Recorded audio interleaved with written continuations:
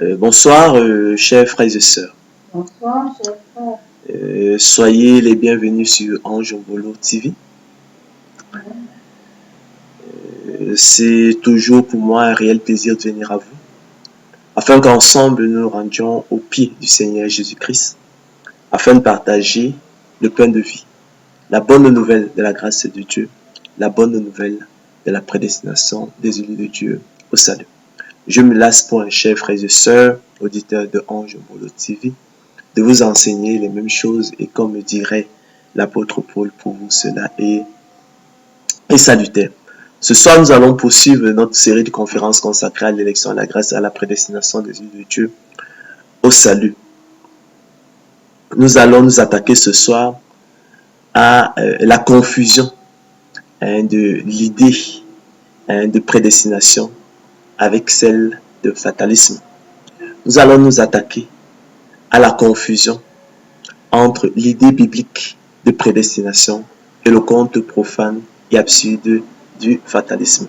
Vous savez que cette confusion est de nature à troubler plus d'un dans leur appropriation de la bonne nouvelle de l'élection de la grâce, de la bonne nouvelle de la prédestination des élus de Dieu au salut. Chers frères et sœurs, le sens commun confond souvent malheureusement l'idée biblique de prédestination avec le conte profane et absurde du fatalisme. Cette confusion de l'idée de prédestination avec l'idée de fatalisme peut éveiller quelques doutes dans les esprits. Et si la prédestination des yeux de Dieu au salut n'était qu'un conte profane et absurde à repousser?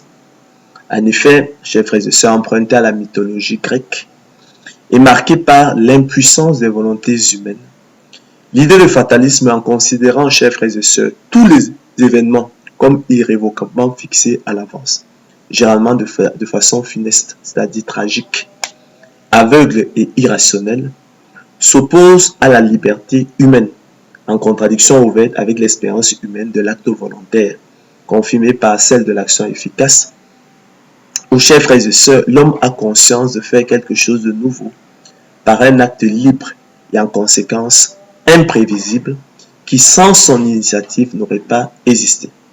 Le fatalisme aboutit en outre, chers frères et sœurs, comme l'a si bien démontré Leibniz, à l'argument paresseux, et a été tenu pour tel. Si l'avenir est fatal, chers frères et sœurs, si ce qui doit arriver arrivera nécessairement, à quoi bon se dépenser en efforts inutiles? Ne rien faire. Telle est la conclusion pratique et le code du fatalisme. On observera d'ailleurs que cette conception, chers frères et sœurs, porte non sur nos décisions elles-mêmes, mais sur leur mise en exécution. En d'autres termes, chers frères et sœurs, cela est une conception courante et active. L'idée de prédestination, que le sens commun confond souvent à tort avec celle de fatalisme, est contraire à toute notion de persévérance et de liberté nécessaire, ce qui en fait un conte profane et absurde à repousser. Pour le vulgaire, en effet, la croyance en la prédestination conduit au fatalisme, idée proprement absurde qui ne saurait être soutenue à la rigueur à l'égard de l'individu, puisqu'on ne saurait sérieusement douter, chers frères et sœurs, que la volonté et l'intelligence influent au moins sur les événements ordinaires de la vie. Il n'est donc pas étonnant, chers frères et sœurs, que le fatalisme ait presque toujours été interprété comme l'impuissance de ces facteurs à l'égard des événements importants comme la mort. L'idée de fatalisme relève donc, chers frères et sœurs, des contes profanes et absurdes. Nous ne l'abordons dans le cadre de la conférence de ce soir que pour mieux la distinguer de l'idée biblique de prédestination avec laquelle, malheureusement, je l'ai dit à l'entame de cette conférence, le sens commun la confond souvent. Autrement dit, chers frères et sœurs, la question qui sera débattue ce soir est celle de savoir si la prédestination des yeux de Dieu au salut dès avant la fondation du monde ne rendrait-elle pas superflue la persévérance des saints et ne conduirait-elle pas à la négation, l'exclusion et l'anéantissement de la liberté et de la volonté de l'homme nécessaire. Toute chose qui ne ferait-elle pas de l'élection de la grâce un compte profane et absurde à repousser. En d'autres termes, la prédestination des élus de Dieu au salut dès avant la fondation du monde ne serait-elle pas contraire à toute notion de persévérance et de liberté nécessaire? Autrement dit, chers frères et sœurs, s'il est absolument certain que Dieu préservera son peuple de l'apostasie définitive, est-il encore nécessaire que celui-ci persévère? La prédestination des élus de Dieu au salut dès avant la fondation du monde rendrait-elle pas ainsi superflue la persévérance des saints nécessaires et ne conduirait-elle pas de la sorte à la négation, l'exclusion et l'anéantissement de la liberté de la volonté de l'homme nécessaire et partant au fatalisme? Cet argument paresseux qui conclut, chers frères et sœurs, à l'inutilité de l'effort. Si l'avenir est fatal, si ce qui doit arriver arrivera nécessairement, à quoi bon se dépenser en effort inutile? Ne rien faire. Chers frères et sœurs, telle est en effet la conclusion pratique du fatalisme. Voilà, chers frères et sœurs et élus de Dieu, les questionnements étranges et troublants qu'impose l'élection de la grâce et la prédestination des élus de Dieu au salut à l'esprit humain, auquel tous, dans nos têtes, nous pourrions être en proie, après avoir reçu avec joie et empressement la bonne nouvelle de l'élection de la grâce, et qui sont pourtant, croyez-moi, de nature à éveiller quelques doutes dans les esprits. Et si ce n'était qu'un conte profane et absurde, la repousser. En mettant le peuple de Dieu en garde contre le risque de confusion de l'idée biblique de prédestination avec le conte profane et absurde du fatalisme, l'objectif de la présente conférence est de faire une analyse comparative des idées de prédestination et de fatalisme, afin de dégager leurs points de convergence et de divergence, dans le but ultime, chers frères et sœurs, de lever toute équivoque et confusion entre l'idée de prédestination et l'idée de fatalisme dans les esprits des élus de Dieu. Ainsi, chers frères et sœurs, qu'il ne soit tout d'abord permis de rappeler que l'idée de prédestination est tirée de la parole de Dieu, tandis que l'idée de fatalisme a été empruntée à la mythologie grecque. En effet, chers frères et sœurs, la Bible enseigne la prédestination des élus de Dieu au salut. Vous le savez. C'est ainsi que le thème apparaît explicitement 4 fois dans les Écritures, dont 2 fois dans l'épître de Paul aux Romains et 2 fois dans celle aux Éphésiens, selon qu'il est écrit. Dieu nous a élus avant la fondation du monde. Dieu nous a choisis avant la fondation du monde. Dieu nous a aimés avant la fondation du monde pour que nous soyons saints, irrépréhensibles devant lui. Non pas parce que nous étions saints, irrépréhensibles devant lui, mais pour que, afin que, nous ayant prédestinés dans son amour à être ses enfants d'adoption par Jésus-Christ selon le bon plaisir de sa volonté, à la louange de la gloire de sa grâce qu'il nous a accordée en son bien-aimé.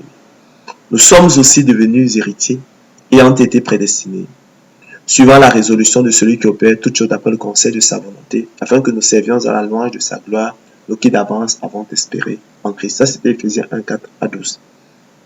On a vu que le mot prédestination est prédestiné et revenait par le verbe prédestiné revenait par 2 fois. Romains 8, 27 à 30. Nous savons du reste que toute chose concourt au bien de ceux qui aiment Dieu, de ceux qui sont appelés selon son dessein. Car ceux qu'il a connus d'avance, ceux qu'il a aimés d'avance, ceux qu'il a choisis d'avance, ceux qu'il a élus d'avance, il les a aussi prédestinés à être semblables à l'image de son Fils, afin que son Fils fût le premier-né entre plusieurs frères. Et ceux qu'il a prédestinés, il les a aussi appelés. Et ceux qu'il a appelés, il les a aussi justifiés. Et ceux qu'il a justifiés, il les a aussi glorifiés. Vous connaissez tous déjà, chers frères et sœurs, cette chaîne d'or d'élection de la grâce. En revanche, chers frères et sœurs, l'idée qu'une puissance mystérieuse calcule et programme le destin collectif trouve une partie de son origine dans la pensée magique ou religieuse de l'Antiquité. La représentation d'un héros aveugle, aliéné par une volonté cachée ou manipulé par une fatalité supérieure est le fondement de la tragédie grecque. Les dieux ne cessent d'intervenir directement dans la vie des hommes, souvent pour régler d'ineptes querelles qui leur sont propres. Les personnages tragiques semblent alors les marionnettes de rancœur ou de jalousie divine. Le théâtre antique est le spectacle de cette crise suscitée, chers frères et sœurs, par un dérèglement imposé par les dieux. Cette tension va provoquer une succession d'événements jusqu'au dénouement qui sera catastrophique. La marge de liberté laissée au personnage ne sert qu'à rendre visible le piège dans lequel ils se débattent sans pouvoir changer le cours des choses. Les dieux conduisent les événements, même s'il n'est pas toujours facile de discerner les principes qui les inspirent. Le destin, sans vraie morale et sans équité immédiatement perceptible, dicte des lois impénétrables et souvent féroces. Les aléas des hommes et le diktat des dieux se confondent pour que le pire soit sûr et qui blesse le plus grand nombre. Le complot des dieux se joue des passions humaines. Il est l'agent principal, invisible et omniprésent. Cette conception, avant de structurer le théâtre tragique, est déjà présente dans les épopées les plus anciennes. Car les héros archaïques, à commencer par ceux d'Homère, sont peu maîtres de leurs initiatives. Tel ou tel dieu a transformé chacun d'eux en champion de sa cause ou en victime de son courroux. Un dieu de l'Olympe ou quelques démons inspirent leurs décisions, leur donnant du courage ou de la prudence, les faisant réussir ou rater ce qu'ils entreprennent bon gré mal gré. Pire, les dieux qui imposent ces contraintes dirimantes entre eux se plaignent souvent de ne pouvoir s'affranchir eux-mêmes d'une nécessité suprême d'être les exécuteurs des arrêts du destin. Ce fatalisme sans fond, en abîme, n'est pas seulement un thème de fiction artistique pour les anciens. Comme les poètes tragiques, les premiers historiens s'en réclament également. Toutes les créatures tentent vainement de se dégager des manigances célestes. C'est proprement l'histoire commune, chers frères et sœurs, de toute la mythologie. Des personnages qui transgressent la règle divine, souvent sans malignité, et en subissent les conséquences. Prenons l'exemple de Sisyphe, car son sort résume à lui seul tous les outrages des dieux vengeurs. L'imagination populaire en a bien retenu le châtiment, alors que d'autres damnés infernaux tels que Ixion ou Tantale ont moins fixé l'attention, car son symbolisme saute aux yeux. La vie avec ses hauts et ses bas, les efforts humains, toujours recommencer, la stérilité d'une répétition qui n'aboutit pas, l'inanité des éternels retours, cycle d'une vie parmi d'autres. C'est pourquoi le complot des dieux, chers frères et sœurs, aboutit à un châtiment le plus terrible possible. Les dieux veulent humilier Sisyphe par le truchement de ce qu'ils détestaient le plus, la fixité et la banalité, la redite éternelle, sans excursion ni échappée possible. Le banni sur sa colline, arpenté et descendu sans fin, témoignera éternellement qu'il fut trop libre, déconcertant et trop rétif au destin, au point de se jouer de la mort elle-même. La punition de Sisyphe paraissait déjà disproportionnée à Ovide, aux yeux de qui les dieux sont injustes et tourmenteurs. La pierre de Sisyphe, chers frères et sœurs, est donc l'inversion de son histoire. La dure loi du laisse et de la chute pour sanctionner une ubiquité, volage et un défi prométhéen. Deuxièmement, chers frères et sœurs, relevons que tandis que le fatalisme est funeste, je dis tragique, aveugle et irrationnel, la prédestination des yeux de Dieu au salut s'en distingue radicalement, car la révélation biblique indique que l'Éternel Dieu prédestine ses yeux au salut pour leur bien, afin qu'ils aient la vie éternelle, car sans elle, personne ne serait sauvé. Ainsi, loin d'être tragique, aveugle et irrationnel, la prédestination des yeux de Dieu au salut, chers frères et sœurs, participe au contraire d'un plan de miséricorde et obéit au propre dessein de Dieu. De ce fait, elle est un acte d'amour. C'est un bienveillant dessein, c'est une bénédiction et partant un privilège. La plus grande des bénédictions et le plus grand des privilèges que Dieu puisse accorder à l'homme. Selon qu'il est écrit, nous sommes là dans Éphésiens 1, 3 à 6.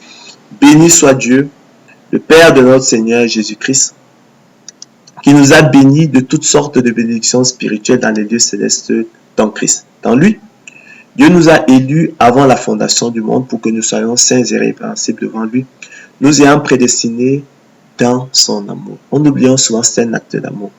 À être ses enfants d'adoption par Jésus-Christ, selon le bon plaisir de sa volonté, à la louange de la gloire de sa grâce nous accordée en son bien-aimé. Troisièmement, chers frères et sœurs, soulignant que contrairement au fatalisme qui porte sur des événements irrévocablement fixés à l'avance, et qui est donc marqué par l'impuissance des volontés humaines et la négation de la liberté humaine, la prédestination des élus de Dieu au salut, en revanche, en faisant de la persévérance des saints un impératif et une exigence absolue, porte quant à elle sur les bonnes œuvres que Dieu a préparées d'avance afin que nous les pratiquions, selon qu'il est écrit. Nous sommes son ouvrage et a été créé dans Jésus-Christ pour de bonnes œuvres que Dieu a préparées d'avance afin que nous les pratiquions. Cette parole est certaine, écrit l'apôtre Paul à Tite. Et je veux que tu affirmes ces choses afin que ceux qui ont cru en Dieu s'appliquent à pratiquer de bonnes œuvres. Voilà ce qui est bon et utile aux hommes, mais évite les discussions folles, les généalogies, les querelles, les disputes relatives à la loi, car elles sont vaines et inutiles. Selon qu'il est écrit, il faut que le laboureur travaille avant de recueillir les fruits. Nous nous sommes déjà accordés sur ça. J'ai déjà eu à vous expliquer cette comparaison tirée de la nature. Il faut que le laboureur travaille avant de recueillir les fruits. Il faut que le laboureur travaille d'abord avant de recueillir les fruits. Il faut que le laboureur travaille premièrement avant de recueillir les fruits. Ça, c'est la traduction de Darby. D'accord? Donc, c'est pas... Il faut, ce sont des discussions vaines parce qu'effectivement, vous voyez que nous n'alimentons point la loi par la foi. Selon qu'il est écrit, il faut que le laboureur travaille avant de recueillir les fruits. En effet, chers frères et sœurs, par le don de la foi, qui est la semence de Dieu en ses élus, leur privilège exclusif, le déclencheur exclusif du salut et son moteur efficace. L'élu de Dieu est semblable au laboureur, disposant de la semence de maïs, d'haricots, de cacao ou encore d'arachide, dont il est notoire, avéré, établi, absolument certain, et largement connu que la culture produira le précieux fruit que sont les épis de maïs, les gousses d'haricots, les cabosses de cacao ou les coques d'arachide dans le cas, mais qui naturellement ne dispensent aucunement le laboureur de travailler. En l'occurrence, préparer le sol, semer, arroser, sacler, lutter contre les attaques des maladies, fertiliser le sol, etc. selon qu'il est écrit. Il faut que le laboureur travaille avant de recueillir les fruits. Il faut que le laboureur travaille d'abord avant de recueillir les fruits. Il faut que le laboureur travaille premièrement avant de recueillir les fruits. Il faut que le laboureur travaille avant de recueillir de la semence et des fruits. Il faut que le laboureur travaille avant de recueillir la semence, chers frères et sœurs, le précieux fruit. De même aussi et par analogie, chers frères et sœurs, il faut que l'élu de Dieu travaille et persévère avant de recueillir de la semence de Dieu en lui, le précieux fruit qu'est le salut, le repos de l'âme et la vie éternelle. De même aussi et par analogie, il faut que l'élu de Dieu travaille et persévère avant de recueillir du don de la foi, qu'est la semence de Dieu en lui, le précieux fruit qu'est le salut, le repos de l'âme et la vie éternelle. En effet, chers frères et sœurs, comme vous l'imaginez, si le laboureur par extraordinaire s'amusait à abandonner sa semence dans un tiroir, il va sans dire qu'il ne pourrait rien en attendre, car celle-ci demeurerait un feugon stérile, improductif. Mais de même qu'on ne saurait imaginer le laboureur négliger, saccager et mettre le feu sur sa propre vigne dont il en attend le précieux fruit, de même aussi et par analogie, chers frères et sœurs, l'élu de Dieu ne saurait se détourner de la libre entrée dans le sanctuaire, par la route nouvelle et vivante que le Seigneur de gloire Jésus-Christ a inaugurée pour lui au travers du voile, c'est-à-dire de sa chair, pour s'approcher du grand souverain sacrificateur selon l'ordre de Melchisédek, qui peut sauver parfaitement ceux qui s'approchent de Dieu par lui, étant toujours vivant pour intercéder en leur faveur, et qui, après d'avoir été élevé à la perfection, est devenu pour tous ceux qui lui obéissent l'auteur d'un salut éternel. Car, de même que le précieux fruit de la vigne est un bien que le laboureur désire, de même aussi et par analogie, chers frères et sœurs, le salut est un bien que l'élu de Dieu désire ardemment, depuis que par la nouvelle naissance, il est revenu à son bon sens et s'est dégagé des pièges du diable qui s'est emparé de lui pour le soumettre à sa volonté. Ainsi, élu de Dieu, c'est à cause de nous qu'il a été écrit que celui qui doit laborer avec espérance. Espérance ici comme attente confiante d'un bien qu'on désire. Donc c'est à cause des élus de Dieu et à cause d'eux exclusivement qu'il a été écrit que celui qui laboure doit labourer avec espérance. Car, chers frères et sœurs, c'est à l'espérance que nous sommes sauvés, écrit l'apôtre Paul. Car nous aussi, nous étions autrefois des insensés, désobéissants, égarés, asservis à toute espèce de convoitise et de volupté, vivant dans la méchanceté et dans l'envie, dignes d'être haïs et nous haïssant les uns des autres. Mais lorsque la bonté de Dieu, notre Sauveur, son amour pour les hommes ont été manifestés, il nous a sauvés, chers frères et sœurs. Il a sauvé les élus. Non à cause des œuvres de justice qu'ils auraient faites, mais selon sa miséricorde. Comment? Par la nouvelle naissance opérée par le Saint-Esprit qu'il a répandu sur eux avec abondance par Jésus-Christ, notre Sauveur, afin que jugés par sa grâce, nous devenions en espérance héritiers de la vie éternelle.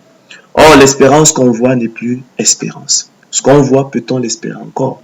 Mais si nous espérons ce que nous ne voyons pas, nous l'attendons avec persévérance. À cet égard, rappelons que l'espérance est par définition l'attente confiante d'un bien qu'on désire.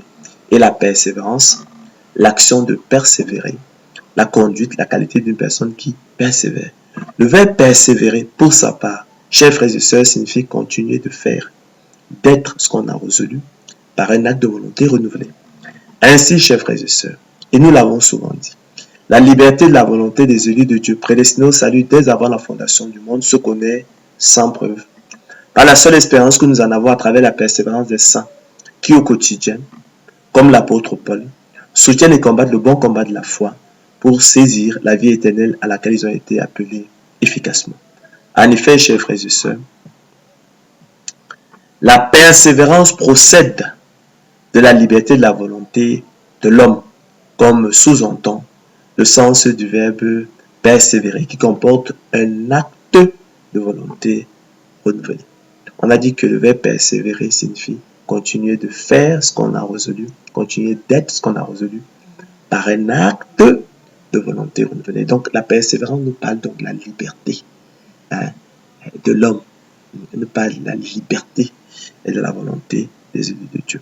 Ainsi, chers frères et sœurs, la persévérance des saints témoigne de la liberté et de la volonté des élus de Dieu, prédestinés au salut dès avant la fondation du monde. La persévérance des saints qui procède d'un acte de volonté renouvelé, atteste, chers frères et sœurs, de la liberté des élus de Dieu.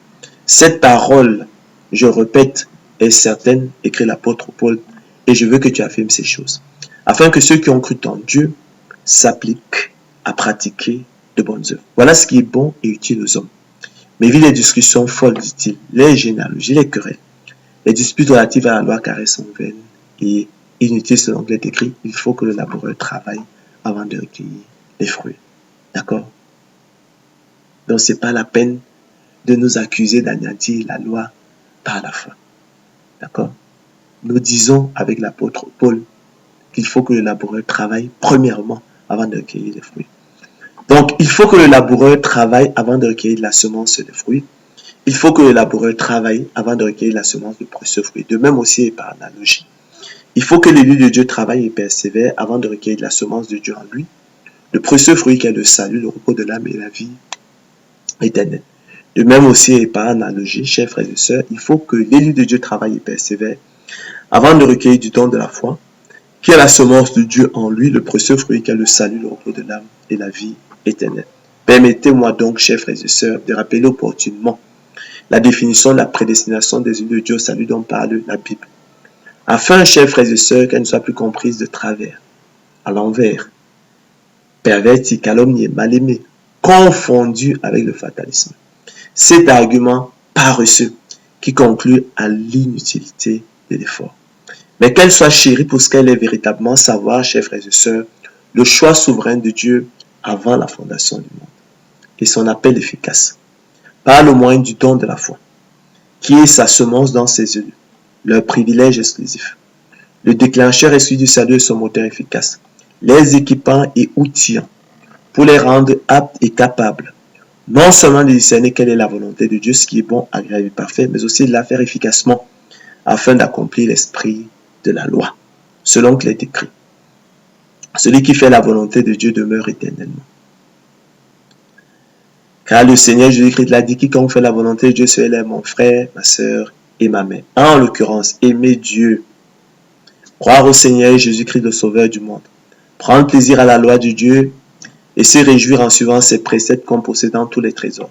En faire ses délices et ses conseillers, rechercher Dieu de tout son cœur avec un cœur honnête et bon, soutenir et combattre le bon combat de la foi pour saisir la vie éternelle à laquelle ils ont été appelés efficacement, choisir, chers frères et sœurs, les ordonnances de Dieu, rechercher la sanctification sans laquelle personne ne fera le Seigneur, mener une vie de sainteté, se préserver des souillures du monde, être zélé pour les bonnes œuvres, prier sans cesse, entrer dans le sanctuaire et s'approcher du grand souverain sacrificateur de Melchisédek et Jésus, le Fils de Dieu qui peut sauver parfaitement ceux qui s'approchent de Dieu par lui, étant toujours vivant, pour intercéder en leur faveur, et qui, après d'avoir été élevé à la perfection, est devenu pour tous ceux qui lui obéissent l'auteur d'un salut éternel, les distinguant ainsi de l'homme animal, des reprouvés, selon qu'il est écrit, il vous a été fait la grâce, par rapport à Christ de croire en lui. Mais l'homme animal ne reçoit pas les choses de l'Esprit de Dieu, mais l'homme animal n'accepte pas les choses de l'Esprit de Dieu. Pourquoi? Car elles sont une folie pour lui et il ne peut les connaître, il ne peut les aimer parce que c'est spirituellement qu'on en juge. Comme vous le savez, nous servons, nous autres élus de Dieu, dans un esprit nouveau.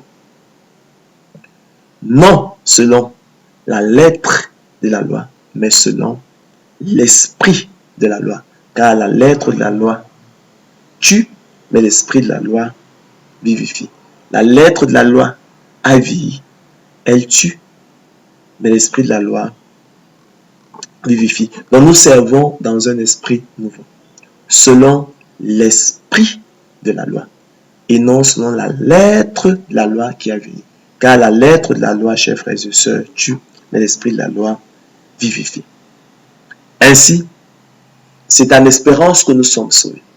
Or, l'espérance qu'on voit, chers frères et sœurs, n'est plus espérance. Ce qu'on voit, peut-on l'espérer encore? Mais si nous espérons ce que nous ne voyons pas, nous l'attendons avec persévérance. C'est pourquoi, frères, appliquez-vous d'autant plus à affermir votre vocation et votre élection. Appliquez-vous d'autant plus à affermir votre prédestination au salut. Car en faisant cela, vous ne broncherez jamais. C'est ainsi, en effet, explique l'apôtre Pierre, que l'entrée dans le royaume éternel de notre Seigneur et Sauveur Jésus sera pleinement accordée. Ainsi, mes bien-aimés, comme vous avez toujours obéi, écrit l'apôtre sur l'apôtre Paul, travaillez à votre salut avec crainte et tremblement. Non seulement comme à ma présence, mais bien plus encore maintenant que je suis absent. En effet, ce n'est pas que j'ai déjà remporté le prix ou que j'ai déjà atteint la perfection ou encore achevé la course, dit-il. Mais je cours, écrit l'apôtre Paul, pour tâcher de saisir la main que me tend le Seigneur Jésus-Christ. Frère, je ne pense pas l'avoir saisi, mais je fais une chose, dit-il, oubliant ce qui est en arrière et me portant vers ce qui est en avant, je cours vers le but pour remporter le prix de la vocation céleste de Dieu en Jésus-Christ. Par conséquent, chers frères et sœurs, loin de rendre la persévérance des saints superflue, la prédestination en fait au contraire un impératif et une exigence absolue. En cela, elle se distingue du code du fatalisme, savoir l'inutilité de l'effort. Si l'avenir est fatal, nous l'avons dit, si ce qui doit arriver arrivera nécessairement, à quoi bon se dépenser un effort inutile? Ne rien faire. Telle est en effet la conclusion pratique et le code du fatalisme. Relevons donc, chers frères et sœurs, que l'annonce dans le monde de la bonne nouvelle de l'élection de la grâce et de la prédestination des yeux de Dieu, salut dès avant la fondation du monde, a été polluée par les équivoques et les germes du faux débat sur la catégorie philosophie fictive du libre arbitre humain, en dehors de la question, et que l'on est venu fallacieusement greffer sur l'enjeu essentiel du salut, la liberté de la volonté des élus de Dieu, prédestinés au salut dès avant la fondation du monde, comme nous l'avons vu, se connaissant sans preuve, par la seule espérance que nous en avons, à travers effectivement la persévérance des saints qui au quotidien, comme l'apôtre Paul, soutiennent et combattent le bon combat de la foi pour saisir la vie éternelle à laquelle ils ont été appelés efficacement. À cet égard, corrigeons donc tout d'abord la confusion des notions de liberté et de souveraineté. Beaucoup de confusion dans cette histoire. Chers frères et sœurs, retenez que la liberté de la volonté de l'homme est la faculté qu'a l'homme d'exercer sa volonté. Elle se connaît sans preuve par la seule espérance que nous en avons. Par définition, elle est encadrée et limitée par la liberté d'autrui et par la souveraineté de Dieu. Elle est donc, chers frères et sœurs, relative et non absolue. Soit elle est indubitablement. Elle n'est pas à confondre avec la souveraineté qui traduit le fait de ne pas être soumis au contrôle d'une autorité supérieure qui encadrerait la liberté de notre volonté. La souveraineté, chers frères et sœurs, est un attribut de Dieu qui est le transcendant et que l'Écriture présente comme le seul souverain. Nous sommes là dans 1 Timothée 6,15. Corrigeons également, chers frères et sœurs, la confusion des notions de libre arbitre humain et de loi de l'entendement humain. Le libre arbitre humain, ces apôtres le définissent comme la faculté de se déterminer sans autre cause que la volonté. Il s'agit là, chers frères et sœurs, je l'ai souvent dit, d'une catégorie philosophique fictive, contredite par les Écritures, la parole de Dieu selon qu'il est écrit. Et nous sommes là dans Romains 7, 18 à 24. J'ai le pouvoir, j'ai la volonté, dit l'apôtre Paul, mais non le pouvoir de faire le bien. Donc j'ai la volonté, mais non le pouvoir de faire le bien. Car chose impossible à la volonté, parce que le péché la rendait sans force. Car je ne fais pas le bien que je veux, et je fais le mal que je ne veux pas. Et si je fais ce que je ne veux pas, ce n'est plus moi qui le fais, c'est le péché qui habite en moi. Je trouve donc en moi cette loi. Quand je veux faire le bien, le mal est attaché à moi. Car je prends plaisir à la loi de Dieu selon l'homme intérieur, mais je vois dans mes membres une autre loi, qui lutte contre la loi de mon entendement, et qui me rend captif de la loi du péché qui est dans mes membres, misérable que je suis. Car je ne sais pas ce que je fais, je ne comprends pas ce que je fais, je ne fais point ce que je veux et je fais ce que je hais. Or, si je fais, chers frères et sœurs, ce que je ne veux pas, je reconnais par là que ce n'est plus moi qui le fais, mais c'est le péché qui habite à moi. Ainsi, chers frères et sœurs, l'esprit est bien disposé, mais la chair est faible.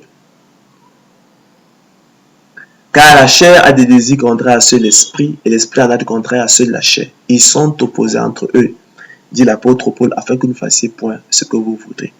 En effet, chers frères et sœurs, le péché qui habite en l'homme, dans sa chair, dans ses membres, enchaîne et lie sa volonté, la rendant sans force, captive, esclave, impuissante, assujettie au diable.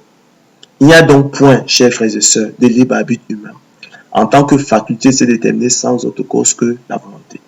Le péché qui habite en l'homme, lui dictant sa loi, rendait ainsi sa volonté sans force, selon qu'il est écrit. J'ai la volonté, mais non le pouvoir de faire le bien. Car la chose impossible à la volonté, parce que le péché la rendait sans force. Vous comprenez donc qu'il n'y a point de libre arbitre humain, chers frères et sœurs, en tant que faculté de se déterminer sans autre cause que la volonté. D'accord? Donc le péché qui habite en l'homme rend impuissante sa volonté. Elle lie la volonté et lui dicte sa loi. La catégorie philosophique fictive du libre arbitre humain, chers frères et sœurs, est née d'une confusion avec la loi de l'entendement humain. Selon qu'il est écrit, je prends plaisir à la loi de Dieu, selon l'homme intérieur. Mais je vois dans mes membres une autre loi qui lutte contre la loi de mon entendement. Et qui me rend captif de la loi du péché qui est dans mes membres, misérable que je suis. Alors la loi de l'entendement humain, chers frères et sœurs, est le pouvoir qu'a la raison humaine de se déterminer librement. D'accord? C'est pourquoi, précédemment dans Matthieu 26, 41, il était écrit que l'esprit est bien disposé, mais la chair est faible. Donc la loi de l'entendement humain est le pouvoir qu'a la raison humaine de se déterminer librement. Elle est opposée à la loi du péché et porte l'homme à prendre plaisir à la loi de Dieu, à choisir le bien qui nous séduit et à rejeter le mal qui nous répugne. L'homme ne pouvant délibérément, chers frères et sœurs, choisir le mal à l'égard du bien selon qu'il est écrit, je suis par l'entendement esclave de la loi de Dieu. Elle est et reste un abstrait, chers frères et sœurs, qu'il faut se garder d'ériger et qu'il ne faut pas ériger en concret. Selon qu'il est écrit, j'ai la volonté, mais non le pouvoir de faire le bien. Car chose impossible à la volonté parce que le péché la rendait sans force. Car je ne fais pas le bien que je veux et je fais le mal que je ne veux pas. Et si je fais ce que je ne veux pas, ce n'est plus moi qui le fais, c'est le péché qui habite à moi. Je rappelle que l'adjectif abstrait signifie ici qu'il n'a pas forcément prise sur la réalité, mais peut éventuellement être neutralisé. Ce qui n'est pas forcément efficace, on parle encore d'une puissance hypothétique. En revanche, concret, l'adjectif concret signifie ce qui a pris sur la réalité et ne peut être neutralisé. Ce qui est efficace, on parle d'une puissance efficace. L'adjectif efficace étant entendu comme qui produit l'effet qu'on en attend. Il a comme synonyme actif puissant, on dira aussi souverain. Alors, le glissement dangereux, chers frères et sœurs,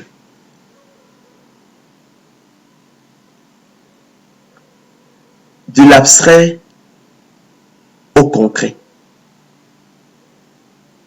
S'agissant effectivement de la loi de l'entendement humain, qui est un abstrait et qui devrait être tenu pour tel, et qu'on devrait se garder d'ériger en concret, ce glissement dangereux, disais-je, donc, semble allègrement avoir été opéré par les apôtres de l'évangile de la gloire de l'homme, qui l'ont érigé donc en concret, et l'ont affublé du nom à la fois impropre et tendancieux de libre arbitre humain. Comme ces singes que l'on affuble d'une jaquette et d'un chapeau haut de forme dans les cycles, pour les déguiser en hommes afin de distraire, chers frères et sœurs, les tout petits. Frères, écrit l'apôtre Paul, ne soyez pas des enfants sous le rapport du jugement. Non, mais pour la maïs, soyez enfants, mais à l'égard du jugement, soyez des hommes faits. L'erreur, chers frères et sœurs, des théories du libre arbitre humain et de toutes celles qui s'inspirent d'une conception analogue a été précisément d'admettre que la liberté existe également chez tous. Selon la formule célèbre de Sartre, l'homme est condamné à être libre. Jean-Paul Sartre, chers frères et sœurs, en soutenant que la liberté humaine est totale, absolue, infinie, inconditionnée, inaliénable, c'est-à-dire qu'il ne peut être ôté, valide implicitement, sans forcément s'en rendre compte, chers frères et sœurs, l'idée selon laquelle la liberté est donc égale chez tous. Or, la nature et la révélation biblique ne nous apprennent rien de tel. En effet, chers frères et sœurs, la liberté est-elle la même chez l'alcoolique, le toxicomane et chez l'homme libre de ses dépendances, libre de ses addictions? La liberté est-elle la même chez le kleptomane, le pyromane et chez l'homme libre de ses manies? La liberté, chers frères et sœurs, est-elle la même chez le passionné, l'obsédé, le démon et chez l'homme libre de ses vices? La liberté, chers frères et sœurs, est-elle la même chez l'homme non régénéré et chez l'homme régénéré? En condamnant l'homme à être libre, quand cependant il ne l'est pas, selon qu'il est écrit, je suis vendu au péché, misérable que je suis, écrit l'apôtre Paul. Jean-Paul Sartre lui a attribué une liberté imaginaire, fictive, totale, absolue, infinie, inconditionnée, inaliénable, et par conséquent égale chez tous, et a ainsi hypothéqué et ruiné son projet philosophique. En effet, chers frères et sœurs, la nature nous apprend que la liberté effective est plutôt relative, en escalier, par marche successive, par degré, par palier, l'homme étant d'autant plus libre au-dessus des passions. Loin de nous grandir, chers frères et sœurs, la liberté sartrienne au contraire pèse sur nous comme une fatalité de notre être.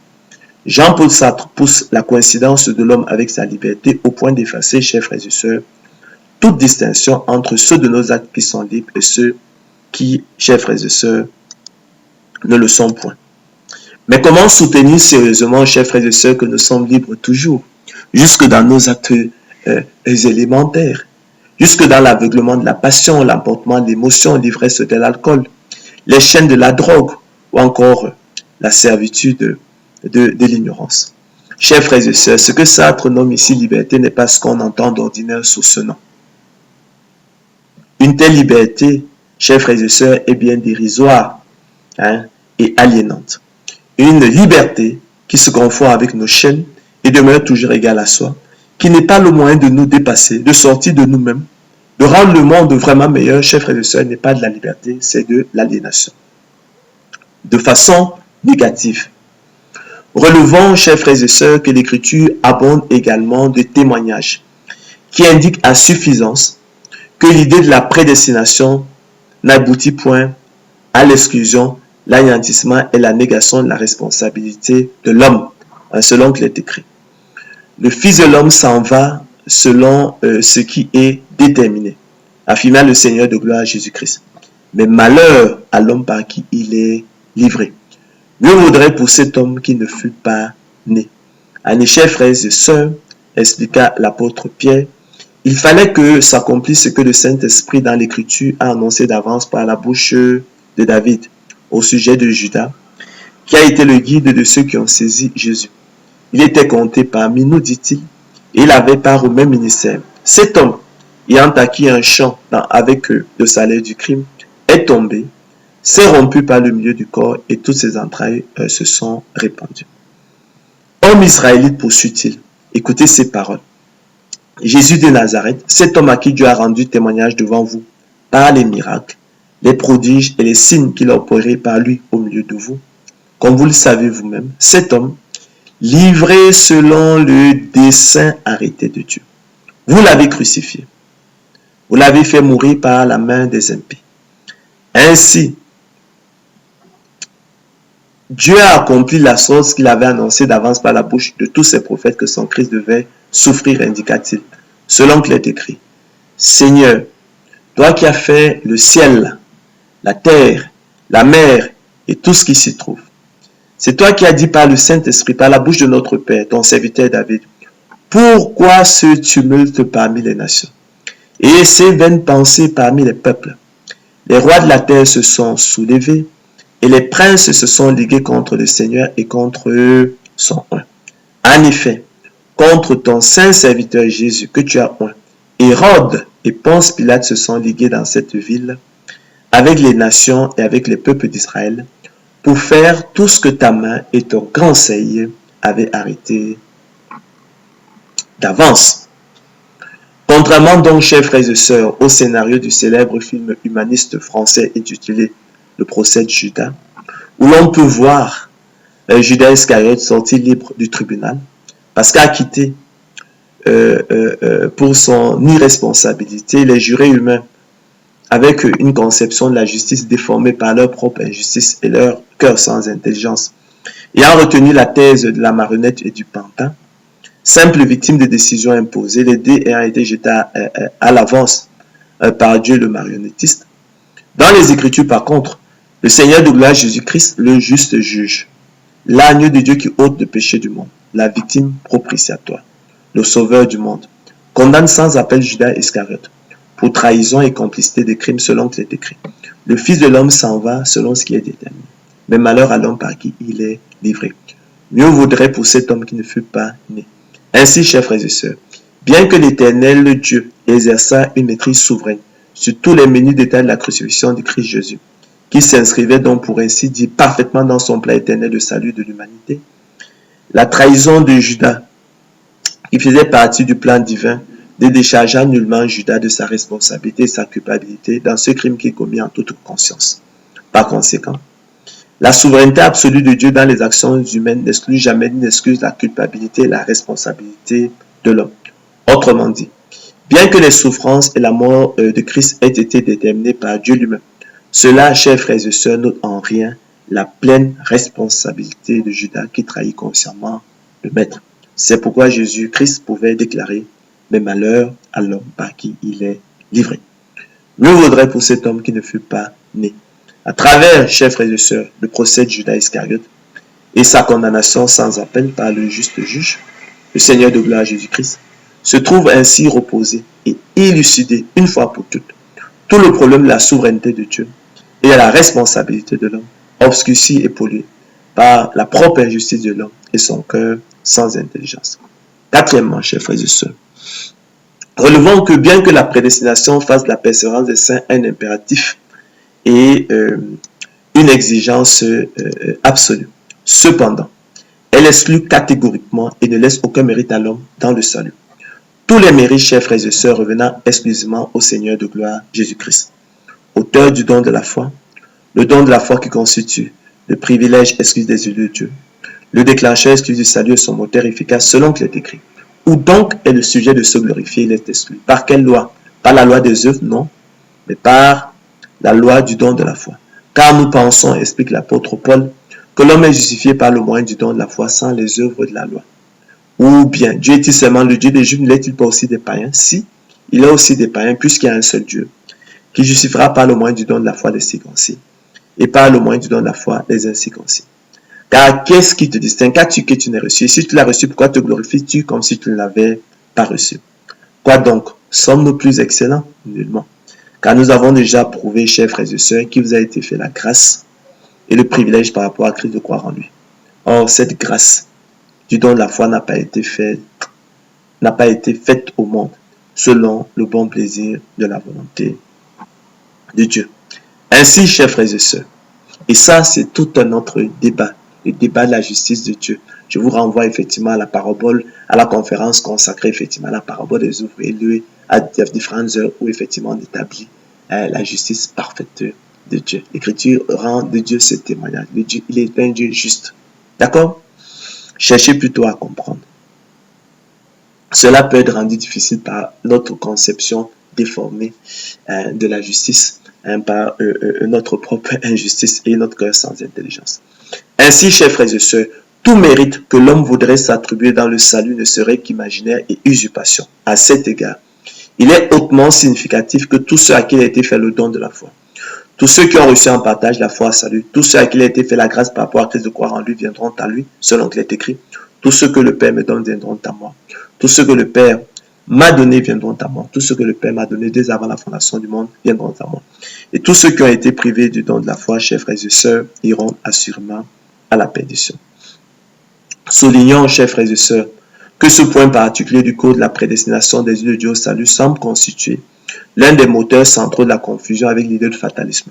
En effet, chers frères et sœurs, en sacrifiant sur l'autel de la grâce divine toute idée de mérite de l'homme dans le salut, en excluant catégoriquement, ne laissant aucun mérite à l'homme dans le salut, la prédestination des yeux de Dieu au salut semble dérouter et troubler le sens commun. Qui croit y décerner le code et la conclusion pratique du fatalisme, savoir ne rien faire. Donc, en confondant les notions voisines mais distinctes d'effort et de mérite. J'entends ici par effort le travail, la peine, la persévérance. Et mérite, c'est la propre justice, c'est ce dont il est question. La supériorité propre, l'excellence propre, la qualité propre.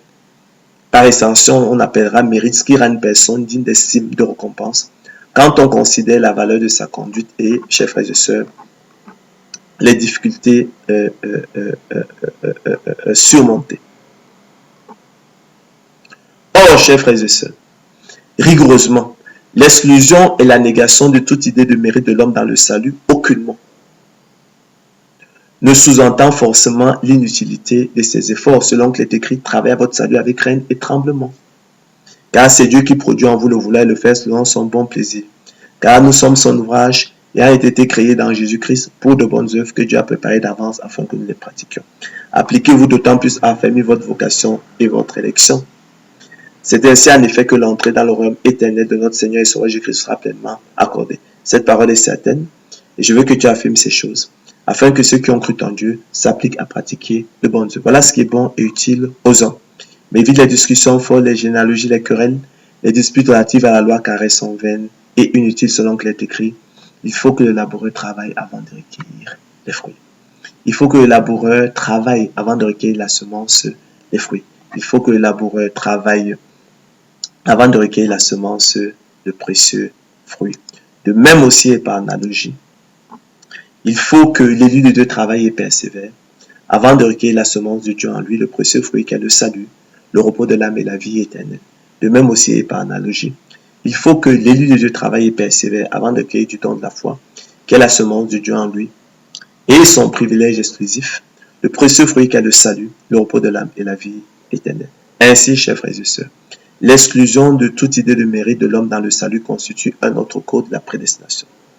Mais en créant un lien imaginaire et fictif entre l'inutilité de l'effort, qui est la conclusion pratique du fatalisme, et la négation de toute idée de mérite de l'homme dans le salut, qui est l'un des codes de la prédestination, laquelle au demeurant fait la persévérance des saints impératifs et une exigence absolue. Le sens commun confond faussement l'idée biblique de prédestination avec l'idée de fatalisme. Ayant ainsi fait l'expérience, chers frères et sœurs, de la liberté de la volonté de l'homme à travers la persévérance des saints, nous en concluons que la prédestination des yeux de Dieu au salut, dès avant la fondation du monde, loin de rendre superflue la persévérance des saints, et de conduire à la négation, l'exclusion ou l'anéantissement à la liberté des yeux de Dieu, est plutôt libératrice et source de liberté, de même qu'elle fait de la persévérance des saints un impératif absolu. Relevons pour terminer, chers frères et sœurs, que l'idée de fatalisme est un conte profane et absurde dont le chrétien n'a que faire, et qui serait seulement une sorte d'épouvantail et de masque hideux, conçu pour épouvanter, défigurer, ridiculiser, railler, liquider, dissimuler, maintenir injustement captif la bonne nouvelle de la prédestination des yeux de Dieu au salut attestée par les Écritures, que Dieu nous a donné, chers frères et sœurs, par sa grâce, afin qu'elle console nos cœurs, et dont les apôtres en révolte contre Dieu dans une sorte de suicide collectif, verraient une libération contre l'obligation faite à l'homme d'exister au sein d'un réel qui lui est étranger, dont il n'arrive pas à prendre conscience. Telle fut la vie de Jean-Paul Sartre, l'un de leurs éminents représentants, marqué par des crises de désespoir, et dont le premier roman, La nausée, comme son nom l'indique, est un acte de révolte ouverte contre la soumission à Dieu. Soulignons que la liberté sartrienne, absolue, totale, infinie, inconditionnée, inaliénable, c'est-à-dire qu'on ne peut ôter, égale chez tous, débouche clairement sur le néant. Hein, vous voyez les mots que lui, il emploie. De même que, chers frères et sœurs, le thème de l'engagement politique de Jean-Paul Sartre est précisément la fin de toute liberté. Je crois qu'il écrit un livre intitulé Lettres de néant. Ils leur promettent la liberté, chers frères et sœurs, quand ils sont eux-mêmes esclaves de la corruption. Car, n'oubliez pas, chacun est esclave de ce qui a triomphé de lui. C'était de vrais esclaves, Jean-Paul Sartre. Mais vous, élus de Dieu, vous obtiendrez le salut de vos âmes pour prix de votre persévérance, que personne ne vous trompe là-dessus. Tel est le code de la prédestination des yeux de Dieu au salut, qui se distingue en cela du fatalisme, qui conclut pour sa part à l'inutilité de l'effort et conduit à l'argument paresseux. Si l'avenir est fatal, si ce qui doit arriver arrivera nécessairement, à quoi bon se dépenser en efforts inutiles? Ne rien faire, telle est la conclusion pratique et le code du fatalisme. Rien à voir donc avec le code de la prédestination des yeux de Dieu au salut. Ma prière à Dieu pour vous, c'est qu'il lui plaise d'illuminer les yeux de votre cœur et de votre intelligence, afin que l'idée biblique de la prédestination ne soit plus confondue dans votre esprit avec le conte profane et absurde du fatalisme. Que personne donc ne vous trouble plus, chers frères et sœurs. Que personne donc ne vous trouble plus. En effet, nous l'avons dit, par le don de la foi, qui est la semence de Dieu en ses élus. Leur privilège exclusif, le déclencheur exclusif du salut et son moteur efficace. L'élu de Dieu est semblable au laboureur, disposant de la semence de maïs, d'haricots, de cacao ou encore d'arachide, dont il est notoire, avéré, établi, absolument certain, et largement connu que la culture produira le précieux fruit que sont les épis de maïs, les gousses d'haricots, les cabos de cacao ou encore les coques d'arachide selon le cas, mais qui naturellement ne dispense aucunement le laboureur de travailler, en l'occurrence, préparer le sol, semer, arroser, sacler, lutter contre les attaques des maladies, fertiliser le sol, etc. Selon qu'il est écrit, il faut que le laboureur travaille avant de recueillir les fruits. Pour cela donc, chers frères et sœurs, la prédestination n'est pas à confondre avec le fatalisme.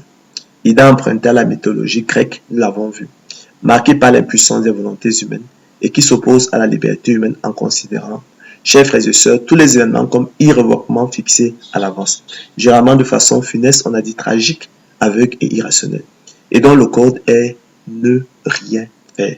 Ne rien faire est le code du fatalisme. Si l'avenir est fatal, si ce qui doit arriver arrivera nécessairement, à quoi bon se dépenser en efforts inutiles? Ne rien faire. Telle est en effet la conclusion pratique du fatalisme, qui se distingue en cela, chers frères et sœurs, de l'idée biblique de prédestination, qui pour sa part fait de la persévérance des saints un impératif et une exigence absolue selon qu'il est écrit. Il faut que le laboureur travaille avant de recueillir les fruits. Il faut que le laboureur travaille d'abord avant de recueillir les fruits. Il faut que le laboureur travaille premièrement avant de recueillir les fruits. C'est pourquoi, frères, appliquez-vous, dit l'apôtre Pierre, à affermir votre vocation et votre élection. Appliquez-vous à affermir votre prédestination. C'est ainsi en effet que l'entrée dans le royaume éternel de notre Seigneur et Sauveur Jésus-Christ sera pleinement accordée. Travaillez à votre salut avec crainte et tremblement. C'est pourquoi donc vous obtiendrez, nous l'avons dit précédemment, et que personne ne vous y trompe, le salut de vos âmes pour prix de votre persévérance. Toutefois, vous n'avez aucun mérite, que cela soit aussi clair. Vous obtiendrez le salut de vos âmes pour prix de votre persévérance. Toutefois, vous n'avez aucun mérite. Tous les mérites, chers frères et sœurs, élus de Dieu revenant exclusivement à l'auteur du don de la foi, qui est le Seigneur Jésus-Christ. Le don de la foi constituant le déclencheur exclusif du salut et son auteur efficace. Le privilège exclusif des élus de Dieu et sa semence en eux. Nous sommes donc parvenus, chers frères et sœurs, au thème de notre conférence, où effectivement, nous vous avons mis en garde contre la confusion de l'idée biblique de prédestination et celle et le conte profane et absurde du fatalisme. Nous avons vu que le code du fatalisme, c'était effectivement de ne rien faire. Hein? Quelle est la philosophie du fatalisme? Si l'avenir est fatal, si ce qui doit arriver arrivera nécessairement, à quoi bon se dépenser un effort inutile? Ne rien faire. Telle est la conclusion pratique du fatalisme. Nous avons vu qu'elle se distinguait en cela de la prédestination, qui fait effectivement de la persévérance des saints un impératif et une exigence absolue. Donc vous voyez que les deux idées ont des codes différents. L'un dit ne rien faire, ça c'est le fatalisme. L'autre de son côté fait de la persévérance des saints un impératif et une exigence absolue. D'accord? Donc je pense que vous ne devriez plus rien confondre. Bien que la prédestination fasse effectivement la persévérance des saints un impératif et une exigence absolue, nous avons vu qu'elle exclut catégoriquement toute idée de mérite de l'homme dans le salut, tous les mérites revenant au Seigneur, et revenant exclusivement au Seigneur de gloire Jésus-Christ, lui l'auteur du don de la foi. Le don de la foi, nous avons dit que c'était le déclencheur exclusif du salut, son moteur efficace. C'est le privilège des élus de Dieu, la semence de Dieu en eux. D'accord? Donc, il n'y ait plus ces confusions. Bonne soirée et à la prochaine. Ma prière à Dieu pour vous, effectivement, c'est qu'il illumine effectivement les yeux de votre cœur, votre intelligence, afin que, effectivement, la notion biblique de prédestination ne soit plus comprise à l'envers, de travers, confondue avec le fatalisme. Bonne soirée et que l'honneur et la gloire reviennent au Seigneur de gloire Jésus-Christ seul. Bonne soirée, à la prochaine sur Ange Ombolo TV. Partagez, partagez, partagez. Afin qu'abondent des actions de grâce à l'endroit de Dieu le Père. Bonne soirée, soyez bénis. Au nom puissant du Seigneur Jésus-Christ.